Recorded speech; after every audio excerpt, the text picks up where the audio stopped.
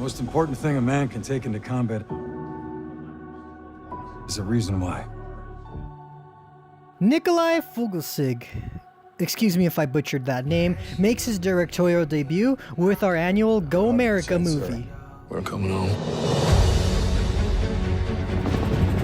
So far, the month of January has been very promising in terms of movies. So far, there's been nothing absolutely terrible. 12 Strong is nothing short of amazing.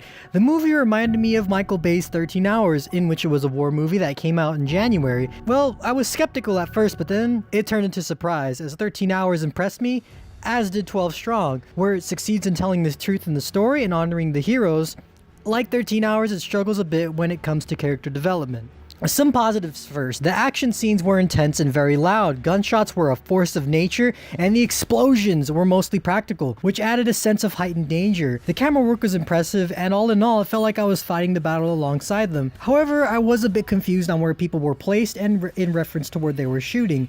Sometimes I felt like they were really close, but then another shot would suggest that the soldiers were shooting at each other from a very far distance. Our main lead, Chris Hemsworth, proves he's much more than Thor. He can play a serious role and sell it to an audience. Michael Shannon and Michael Pena respectively portray the real heroes, as did the supporting cast.